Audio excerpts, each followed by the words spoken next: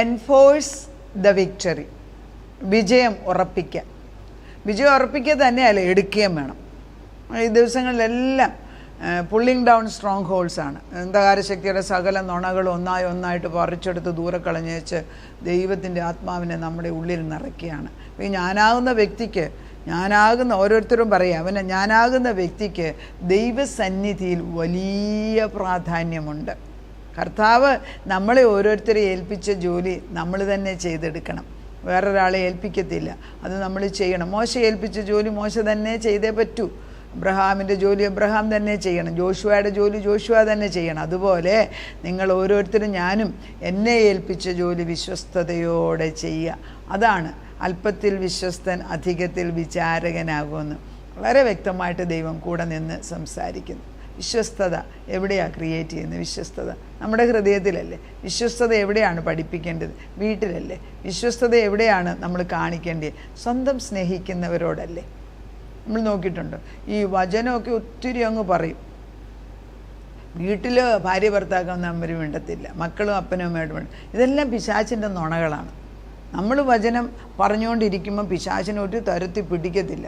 അവൻ്റെ ജോലി കൺഫ്യൂഷൻ, അല്ലെങ്കിൽ നമുക്ക് എല്ലാത്തിനും സംശയം കൊണ്ടുവരും, അല്ലെങ്കിൽ നമുക്ക് നിരാശ കൊണ്ടുതരും. നമുക്ക് അവർ കാണിക്കുന്ന സ്നേഹമായിട്ട് തോന്നത്തില്ല. നമ്മുടെ ഇഷ്ടത്തിന് അവർ ഇടപെടുന്നില്ല. അവർ നന്മയ്ക്കല്ല തിന്മയ്ക്കാണ് നിൽക്കുന്നത്. ഈ നുണകളെല്ലാം ഒന്നിൻ്റെ പുറകെ കയറ്റി വെച്ചിട്ട് അവസാനം ഇതൊരു വലിയ പർവ്വതമായി മാറുകയാണ്. നുണ ആദ്യമേ ഇത് പൊട്ടിക്കാൻ നമ്മുടെ മാതാപിതാക്കൾ ആ ഭവനത്തിൽ കാണിച്ചു തന്നിട്ടില്ല. അവരും ഇതിനടിമയായിരുന്നു. അപ്പം നമുക്ക് നമ്മുടെ മക്കൾക്കും കാണിച്ചു കൊടുക്കാനൊക്കത്തില്ല. അപ്പോൾ ഈ സത്യത്തിൻ്റെ ആത്മാവ് എന്ന് പറയുന്നത് ജീവൻ്റെ ആത്മാവ്, യേശുവിൻ്റെ ആത്മാവാണ്. അതൊരു തീ അങ്ങോട്ട് കത്തിക്കാൻ നമ്മൾ അല്പം ഒരു സമയം എടുക്കണം. കാരണം ഈ ലോകത്തിൽ ജീവിക്കുമ്പോൾ ആത്മാവിനെ തീ കത്തിക്കുക എന്ന് പറയുന്നത് എളുപ്പമുള്ള കാര്യമല്ല. ദിനം പ്രതി അതിന് മുമ്പേ 100 ചിന്ത കയറി വരും തലയിൽ. അവയെല്ലാം അങ്ങോട്ട് അതെല്ലാം ഈച്ച പോലെയാണ് അടുത്ത് വരുന്നത്. അതിനെയൊക്കെ എടുത്ത് ദൂരെ കളഞ്ഞേച്ച് ആത്മാവിൽ ബലപ്പെട്ട് മുൻപോട്ട് കയറി വരിക. നമ്മളോട് പറയുന്നത് വിജയം ദൈവം തന്നിരിക്കുകയാണ്. നമ്മൾ എത്ര പേരായിരുന്നു ഇപ്പോൾ ഈ പറയുക എന്നുള്ളതിൻ്റെ ഒരു ഗ്രീക്ക് വേർഡ് LEGO, ലെഗോ എന്നാണ് ഉപയോഗിക്കുന്നത്. ലെഗോ, open your mouth with conviction. അതായത് LEGO, ലെഗോ എന്നാണ് ഈ ഗ്രീക്കിൽ. നീ പറയുക. ലോഗോസ് എന്നാണ് വചനത്തിന് പറയുന്നത്, പക്ഷെ അതെല്ലാം പറഞ്ഞത് LEGO, ലെഗോയാ ഇത്. അപ്പം നീ പറയണം. നീ എന്താണ് പറയുന്നത്? Please understand. ഞാൻ പറയുന്നതൊന്ന് മനസ്സിലാക്കുക. പല സ്ത്രീകളാണല്ലോ കൂടുതലും മിണ്ടുന്നത്. നിങ്ങളൊന്ന് പറയുന്നതിന് മുൻപ് ഒന്ന് ചിന്തിച്ചിട്ട് പറയാൻ പഠിക്കാമോ? ഒന്ന് ചിന്തിക്കുക. അത് പറയണോ വേണ്ടായോ? 2 ചിന്ത വരും. അത് പറയണ്ട, പലപ്പോഴും പറയണ്ടെന്നാണ് ദൈവം പറയുന്നത്. എന്തിനാണ് ഈ വേണ്ടാത്ത കാര്യങ്ങൾ പറഞ്ഞ് കലക്കുന്നത്? ചിലർ സ്നേഹമാണെന്നും പറഞ്ഞു ഓരോ അതായത് സഹതാപത്തിൻ്റെ വാക്കുകൾ പറയും. ദൈവത്തിനത് ഇഷ്ടമല്ല. ദൈവവചനത്തിന് വിപരീതമായിട്ട് എന്നാ സഹതാപം കാണിച്ചാൽ അത് ദൈവത്തിൻ്റെ അല്ല. നിന്റെ ജഡികമായ നാറുന്നതായ പിച്ചയായ സംസാരം നിർത്തിവെച്ചിട്ട് നീ വിലയുള്ളവളായി മാറുക, വിലയുള്ളവനായിട്ട് മാറുക. നാവ് ഞാൻ തുറന്നാൽ ദൈവത്തിൻ്റെ ആത്മാവിന് ചേർന്നതേ പറയൂ എന്നൊരു തീരുമാനം എടുക്കുക. എത്ര പേർ ഈ നാവ്, എത്ര രോഗികൾക്ക് ഞാൻ കാണുന്നത്. ഇപ്പം ഞാൻ 4th സ്റ്റേജുള്ള രോഗികളുടെ അടുക്കുക ചിലപ്പോൾ ഞാൻ ദൈവാത്മാവ്, അവരുടെ നാവിനൊരു പ്രശ്നവും ഇല്ല, ശരീരത്തിന് പ്രശ്നമുണ്ട്. എന്നിട്ട് ഈ നാവ് തുഴക്കുന്നത് മുഴുവനും നെഗറ്റീവാണ് പറയുന്നത്. നിൻ്റെ നാവിനെ നിയന്ത്രിക്കുക. നിൻ്റെ നാവിനെ കടിഞ്ഞാണിട്. നിൻ്റെ നാവ് ശരിയാകണമെങ്കിൽ പ്രശ്നങ്ങൾ എത്ര വലുതാണെങ്കിലും ഈ നാവ് കൊണ്ട് ഞാൻ എൻ്റെ ദൈവത്തിന് മഹത്വം പറയും എന്നുള്ള വാക്കാണ്. അതിന് ഈ പെർസിക്യൂഷൻ ടൈമിലൊക്കെ ചിലരെയൊക്കെ ഈ അന്ധകാര ശക്തിയുള്ളവർ പിടിച്ച് തേച്ച് യേശുവിനെ തിരിച്ചു പറയുക, യേശുവിനെ മറുത്ത് പറയുക എന്നൊക്കെ പറയുമ്പോൾ എന്തുകൊണ്ടാണ്? നാവ് കൊണ്ടല്ലേ ഇത് പറയേണ്ടിയേ? നാവ് കൊണ്ടല്ല, വേറെ ഒരു അവയവമല്ല ഉപയോഗിക്കുന്നത്. യേശു രക്ഷിതാവാണെന്നുള്ളതിന് തിരിച്ചു പറയാൻ ഈ നാവാണ് ഉപയോഗിക്കുന്നത്. അപ്പം നമ്മൾ മനസ്സിലാക്കേണ്ടത് ഞാനാകുന്ന വ്യക്തിത്വത്തിൻ്റെ ഏറ്റവും വലിയ വെളിച്ചമോ അല്ലെങ്കിൽ ഇരുട്ടോ കാണിക്കുന്ന എൻ്റെ നാവാണ്. ഈ നാവിന്മേലൊരു കടിഞ്ഞാണ് ആരിടണം? പരിശുദ്ധാത്മാവ്. വ്യക്തമായിട്ടും പരിശുദ്ധാത്മാവ് പറയുന്നു, നിൻ്റെ നാവ് ശുദ്ധീകരിക്കേണ്ടിയിരിക്കുന്നു. ചിലപ്പോൾ നമ്മുടെ ഭർത്താക്കന്മാരോട് നമുക്ക് ദേഷ്യം വരും. നമ്മൾ പറഞ്ഞതിന് നേരെ വിപരീതമായിരിക്കും. അവർക്ക് മനസ്സിലായില്ല അവർ ചെയ്ത്, അല്ലെ മക്കളായിരിക്കാം. അല്പനേരം ഒന്ന്, അതാണോ ഞാൻ പറഞ്ഞത് എന്നല്ലേ ഒരു ചോദ്യം ചോദിക്കുന്നതിന് പകരം അല്പനേരം ഒന്ന് മിണ്ടാതിരുന്നിട്ട് എന്തെങ്കിലും ആട്ടെ അവർ ചെയ്തല്ലോ എന്ന് നമ്മൾ മനസ്സിൽ അത് നല്ലതായിരുന്നു എന്നൊന്ന് പറയാനുള്ള മനസ്സ് വരണമെങ്കിൽ തീർത്തും പരിശുദ്ധാത്മാവിൻ്റെ പ്രവർത്തനം ഉണ്ടാകണം. വീടുകളിൽ പ്രായം ചെന്ന സ്ത്രീകൾ പ്രത്യേകം ശ്രദ്ധിക്കണം. ഭവനങ്ങളിൽ പ്രായം ചെന്ന പുരുഷന്മാർ എന്തും വിളിച്ചു പറയുന്ന സ്വഭാവം മാറണം. എനിക്ക് തോന്നുന്നതെല്ലാം വിളിച്ചു പറയുന്ന വ്യക്തിയാണ്, ഞാൻ എൻ്റെ ഹൃദയത്തിലൊന്നും വെച്ചിട്ടില്ല, അങ്ങനെയൊന്നും പറയരുത്. അത് ശരിയല്ല, അത് ദൈവത്തിൻ്റെ അല്ല. നമ്മുടെ ഹൃദയത്തിന് എന്തെല്ലാം ചിന്ത വരും, എന്തെല്ലാം കാട് കയറി വരും, അതെല്ലാം വിളിച്ചു പറയാനും. അപ്പം നിൻ്റെ നാവാണ് നിന്നെ സ്റ്റിയർ ചെയ്യുന്ന ജീവിതത്തിൻ്റെ ഏറ്റവും വലിയ കാതലായ നങ്കൂരം. ഈ നാവ് ശരിയായില്ല എങ്കിൽ ഞാൻ പറയാണ്, ഇപ്പം നമ്മൾ 4th സ്റ്റേജ് ക്യാൻസർ വന്ന് മരിക്കുകയെന്നെങ്കിൽ ആയിരിക്കും, മരണം വരെയും യേശുവിൻ്റെ നന്മയാണ് പറയുന്നതെങ്കിൽ ദൂതഗണങ്ങൾ വന്ന് ആത്മാവിനെ പൊക്കിക്കൊണ്ടുപോകും. മരണം വരെ നിരാശയാണ് പറയുന്നതെങ്കിൽ ബാക്കിയുള്ളവർ കുത്തിയിരുന്ന് പ്രാർത്ഥിക്കുക, എങ്ങോട്ട് പോയെന്ന് നമുക്ക് പോലും അറിയത്തില്ല ഇവരുടെ ആത്മാവ്. എന്തെല്ലാം നമ്മൾ മരണത്തിൻ്റെ വക്കത്തും ആരെങ്കിലും നന്മ പറയുന്നവരടുത്തുണ്ടെങ്കിൽ പൊന്നെ, അതാണ് ഏറ്റവും വലിയ ജീവിതം, ഏറ്റവും വലിയ ഭാഗ്യം. അപ്പോൾ നമ്മൾ പറയുക lego means say with conviction. ഉറപ്പോടെ ഞാൻ വിളിച്ചു പറയും, ഉറപ്പോടെ, എനിക്ക് ഉറപ്പുണ്ട്. അപ്പം എൻഫോഴ്സ് ദ വിക്ടറി. ഞാൻ ഈ ക്രൂശേൽ എൻ്റെ വിജയം അല്ലെങ്കിൽ എൻ്റെ രോഗസൗഖ്യം പ്രാപിച്ച് കഴിഞ്ഞിരിക്കുന്നു. It's A past thing. എല്ലാം പൂർത്തിയാക്കിയെന്ന് ക്രൂശേലപ്പച്ചൻ വിളിച്ചു പറഞ്ഞു. നമ്മുടെ പാപങ്ങൾക്ക് ഇവർ ചെയ്യുന്ന എന്തെന്നറിയാം, ഇവരോട് ക്ഷമിക്കണമെന്ന് എൻ്റെ യേശു പ്രാർത്ഥിച്ചു കഴിഞ്ഞു. എൻ്റെ പാപത്തിന് അവൻ ഏറ്റെടുത്തു എന്ന് എനിക്ക് ഉറപ്പുണ്ട്. പിന്നെയും പാപി മഹാപാപി എന്നുള്ള അഡ്രസ്സിങ് മാറ്റിയേച്ച് ദൈവമേ ഞാൻ നിൻ്റെ മകളെന്ന പദവിയിൽ, എനിക്ക് മനസ്സിലായില്ലേലും അതാണ് സത്യം, അത് വെച്ചുകൊണ്ട് ഞാൻ കടന്നു വരികയാണ്. I am a daughter. അതായത് എത്ര ബലഹീനതയാണെങ്കിലും നമ്മൾ നമ്മുടെ കുടുംബത്തിൻ്റെ അംഗമാണെന്ന് വിളിച്ചു പറഞ്ഞുകൊണ്ട് കയറി ചെല്ലാനുള്ള പ്രാഗൽഭ്യമുണ്ട്. യേശുവിൻ്റെ അടുക്കൽ അങ്ങനെ പ്രേ വിത്ത് കൺവിക്ഷൻ. ഞാൻ ആരാണ് എന്നുള്ള കൺവിക്ഷൻ. എന്നിട്ടാണ് പറയേണ്ടത്. ഏത് കൺവിക്ഷൻ? ഞാൻ ഈ ഭവനത്തിലെയാണ്. അത് പറയാൻ തുടങ്ങുമ്പോഴാണ് ആത്മാവിൻ്റെ ബലം നമുക്ക് വരുന്നത്. അതായത് ഞാൻ പറയുന്നത്, നമുക്ക് എന്തെല്ലാം അനുഗ്രഹം ഉണ്ടെങ്കിലും അത് പ്രാപിച്ചെടുക്കാൻ നമ്മൾ അനങ്ങിയില്ലെങ്കിൽ അത് പൊട്ടിപ്പോകും. ഇപ്പം തന്നെ സ്ഥലങ്ങൾ ഇപ്പോൾ ഇവിടെയൊക്കെ സ്ഥലങ്ങളൊക്കെ ഉണ്ട്. ഇപ്പം പ്രോപ്പർട്ടികളൊക്കെ കിടക്കുന്നത് അമ്മയപ്പന്മാർ മരിച്ചു കഴിയുമ്പോൾ മക്കൾക്ക് ഈക്വലായിട്ട് കൊടുക്കാൻ എഴുതിയിട്ടില്ല. അത് it is the law now. പക്ഷേ ഒരാളത് വേണ്ടെന്ന് വിചാരിച്ചാൽ അത് നഷ്ടപ്പെടും. ബാക്കിയുള്ളവർ 3 പേര് വിചാരിച്ചാൽ അവർക്കത് കിട്ടും. അപ്പോൾ ഈ പ്രോപ്പർട്ടി എല്ലാവർക്കും ഉള്ളതാണ്, നിനക്കും ഉള്ളതാണ്. പക്ഷെ നീ ഏറ്റെടുക്കാൻ വന്നില്ല എങ്കിൽ നിൻ്റെ ഇത് നഷ്ടപ്പെടും.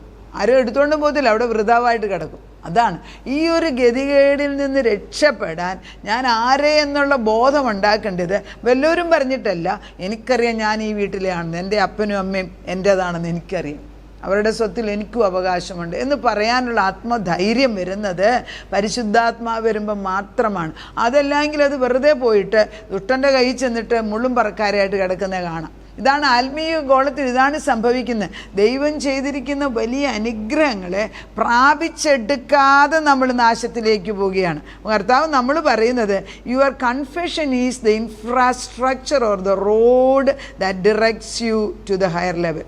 അതായത് എൻ്റെ നാവുകൊണ്ട് പറയുന്നതാണ് ഏറ്റുപറച്ചിൽ. എന്ത്? അതെൻ്റേതാണ്, ഞാനത് എടുത്തിരിക്കുന്നു. രോഗസൗഖ്യം എൻ്റേതാണ്. എൻ്റെ മക്കൾ യഹോവയാൽ അനുഗ്രഹിക്കപ്പെട്ടത്, അവർ ഉന്നത പദവിയിലെത്തും, ഞാനത് കണ്ണുകൊണ്ട് കാണുന്നു. അവർക്ക് കയറാൻ വയ്യാത്തപ്പം യേശു അവരെ കൈക്ക് പിടിക്കുകയല്ല, മാറോട് ചേർത്ത് മേളിൽ കൊണ്ടുവന്ന് ഞാൻ കാണുന്നു. ഇങ്ങനെ ദൈവത്തിൻ്റെ, എനിക്ക് രോഗമുള്ള ഈ അവസ്ഥയിൽ ഈ രോഗം ഒരു ചെറിയ സമയത്തേക്കുള്ളൂ, ഞാൻ ജീവിച്ചിരുന്ന് എൻ്റെ ദൈവത്തിൻ്റെ മഹത്വത്തെ വിളിച്ചു പറയും. നേർന്ന് ദൈവത്തിന് ഞാൻ കാഴ്ച കൊണ്ടുവരും എന്ന് പറയാനുള്ള ധൈര്യം രോഗത്തിൻ്റെ സമയത്താണ് ഉണ്ടാകുന്നത്. അറിയാമോ? ഈ യെശയ്യാ 62:10-12 വാക്യം വളരെ, ഇതൊക്കെ ഓരോന്നും ഈ ദൈവത്തിൻ്റെ ആത്മാവിങ്ങനെ ഓരോരോ വാക്യങ്ങളുടെ താക്കോലുകൾ തരികയാണ്. യെശയ്യാ 62:10 ഇങ്ങനെയാണ് വായിക്കുന്നത്: കടപ്പീൻ. ദൈവം വിളിക്കുക. പഴയ നിയമത്തിലാണ് പോലും, പുതിയ നിയമത്തിൽ സംഭവിച്ചു കഴിഞ്ഞതാണ്. കടപ്പീൻ, വാതിലുകളിൽ കൂടെ കടപ്പീൻ. അപ്പം കള്ളൻ കവർച്ചക്കാരുമാണ് നേരായ വാതിൽ കൂടെ കയറാത്തത്. നമുക്ക് കയറാൻ വാതിൽ തുറന്നു വെച്ചിട്ട് നമ്മളെന്തിനാ ഈ മതിലിൻ്റെ മേളിൽ കൂടെ ചാടി കയറാൻ നോക്കുന്നത്? കടപ്പീൻ, വാതിലുകളിൽ കൂടി കടപ്പീൻ, ജനത്തിന് വഴിയൊരുക്കുവീൻ, നികത്തുവീൻ, പെരുവഴി നികത്തുവീൻ, കല്ല് പിറക്കിക്കളയുവീൻ. അവിടെ മുമ്പിൽ മലയുണ്ട്, പർവ്വതമുണ്ട്, വെള്ളമുണ്ട്, കല്ലുണ്ട്, പിറക്കിക്കള. ജാതികൾക്കായിട്ട് ഒരു കൊടി ഉയർത്തുവീൻ. മറ്റുള്ളവർ കാണത്തക്ക വിധത്തിൽ നിന്റെ ജയത്തിൻ്റെ കൊടി ഉയർത്തണം എന്നാണ് പറയുന്നത്.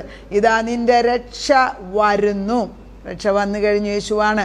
കൂലി അവൻ്റെ പക്കലും പ്രതിഫലം അവൻ്റെ കയ്യിലുമുണ്ട് എന്ന് സിയോൻ പുത്രിയോട് പറയുവിനെന്നിങ്ങനെ യഹോവ ഭൂമിയുടെ അറുതിയോളം ഘോഷിപ്പിച്ചിരിക്കുന്നു. ദൈവം പറയുകയാണ്, ദൈവം വരുമ്പം പ്രതിഫലമുണ്ടെന്ന്. ഒരു പ്രതിഫലമുണ്ട് നിശ്ചയം. നിന്റെ പേരെന്തുവാ?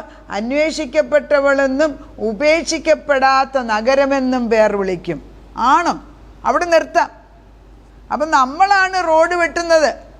അടുത്ത നമ്മുടെ മുൻതലമുറയാണ് നമുക്ക് റോഡ് വെട്ടി തന്നത്. അതിലാരും ജലസിയായിട്ട് കാര്യമില്ല, കണ്ണു കടിച്ചിട്ട് ഒരു ഗുണവും.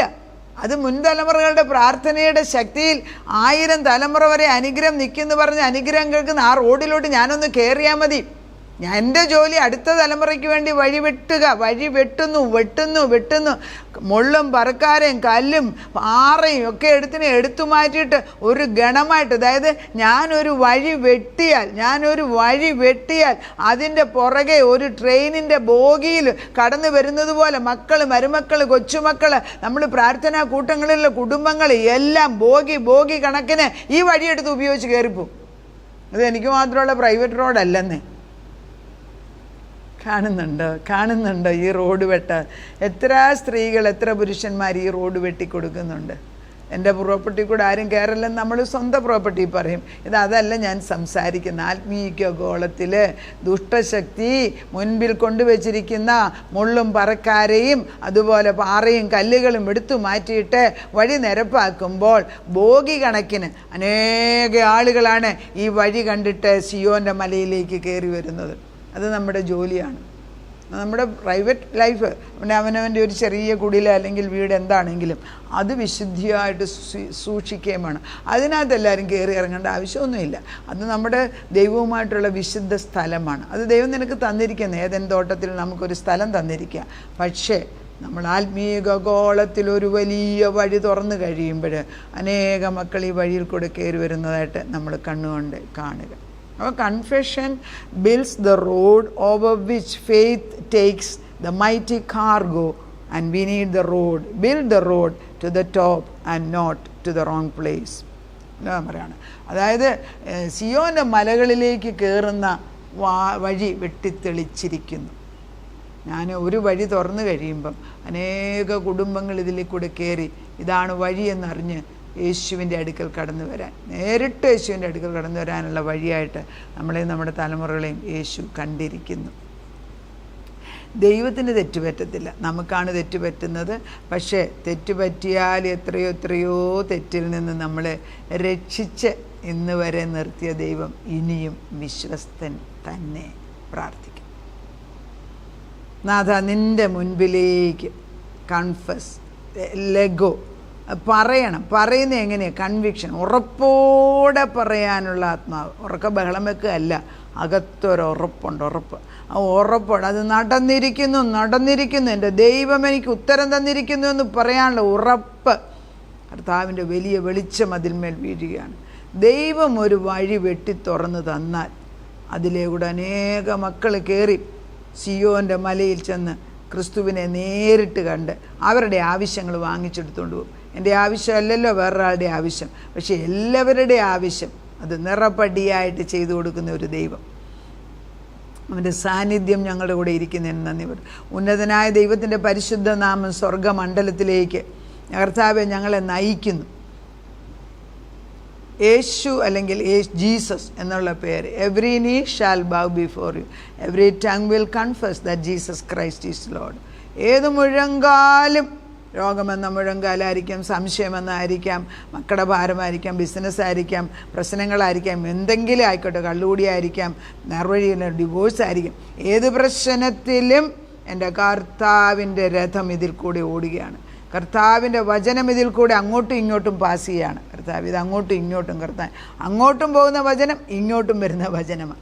അങ്ങനെ ശുദ്ധീകരിച്ചു. ഇതിൽ കൂടെ ലേസർ ബീം പോലെയുള്ള ദൈവവചനമാണ് ഓടിക്കൊണ്ടിരിക്കുന്നത്. ഇതിനകത്തൊരു ദുഷ്ടൻ കയറി അന്നേരമേ അവൻ ചത്തുപോകും. കരിഞ്ഞു പോകുന്നു കർത്താവേ. ദൈവത്തിൻ്റെ പരിശുദ്ധാത്മാവ് നീതിയുള്ള മക്കൾക്ക് വേണ്ടി, തൻ്റെ മക്കൾക്ക് വേണ്ടി വഴിയൊരുക്കി കഴിഞ്ഞു. അതിലെവിടെ കയറി ഞങ്ങൾ സ്വർഗമണ്ഡലത്തിൽ യേശുവിൻ്റെ അടുക്കൽ വന്ന് സ്വർഗത്തിലെ അനുഗ്രഹങ്ങൾ കണ്ടിട്ട് അത് ഭൂമിയിൽ കൂടെ നിരപ്പാക്കി സ്ഥാപിപ്പാൻ നീ അനുവാദം തന്നിരിക്കുന്നതിന് നന്ദി പറയുന്നു. ചുമ്മാതല്ലേ അപ്പച്ചൻ പറഞ്ഞത്, സ്വർഗസ്ഥനായ ഞങ്ങളുടെ പിതാവേ, നിൻ്റെ നാമം പരിശുദ്ധമാപ്പെടണം, നിൻ്റെ രാജ്യം വരണം, നിൻ്റെ ഹിതം പോലെ സ്വർഗത്തിലെ പോലെ ഭൂമിയിൽ ഇവിടെ ആക്കണമെങ്കിൽ ഞങ്ങളൊന്ന് സ്വർഗമൊന്ന് കണ്ട്, അവിടെ ഇതാണെങ്കിൽ ഇവിടെയും അത് സാധിക്കും. അതിനാണല്ലോ ഞങ്ങളെ ഇവിടെ വെച്ചിരിക്കുന്നത് കർത്താവേ. നിൻ്റെ വെളിച്ചമായിട്ടും വിളക്കായിട്ടും ഞങ്ങളുടെ കുടുംബങ്ങൾ ജീവപ്രകാശമാക്കി മാറ്റിയിരിക്കുന്ന ദൈവവചനങ്ങൾ കൊണ്ട് നിറച്ച് ലേസർ ബീം പോലെ അങ്ങോട്ടും ഇങ്ങോട്ടും വചനം ഓടുകയാണിപ്പോൾ. അത് സ്വർഗത്തിലോട്ട് വചനം വരുന്നു, താഴോട്ട് വരുന്നു, വീടിനകത്ത് അങ്ങോട്ടും ഇങ്ങോട്ടും എല്ലാം ഇതിൻ്റെ മുമ്പിൽ ഒരു ദുഷ്ടൻ്റെ പ്രവർത്തനം നിൽക്കും. നിരാശയുടെയും അതുപോലെ നുണയുടെയും പിശാചിനെ എല്ലാം വെട്ടി വെട്ടി വെട്ടി വെട്ടി വെട്ടി അന്നേരം കരിഞ്ഞു പോകുന്നു ചാമ്പലായി പോയിട്ട് നേർവഴിക്ക് കുഞ്ഞുങ്ങൾ കടന്നു വന്ന് ദൈവത്തിൻ്റെ മുൻപിൽ മുട്ടുമടക്കി ദൈവത്തെ സ്തുതിക്കുന്നു. ഞാനും എൻ്റെ കുടുംബമോ ഞങ്ങളുടെ യഹോവയെ സ്തുതിക്കുമെന്ന് പറയുന്ന ദൈവസത്യം ഇറങ്ങി വന്നിരിക്കുന്നു. പ്രാർത്ഥന കേട്ട് ഞങ്ങളെ തലമുറയായിട്ട് അനുഗ്രഹിച്ച ദൈവത്തിൻ്റെ മുൻപിൽ സാഷ്ടാംഗം വണങ്ങി എന്നെ സ്തുതിക്കുന്നു. സകലത യേശു ക്രിസ്തുവിൻ്റെ പുണ്യനാമത്തിൽ തന്നെ. ആമേൻ.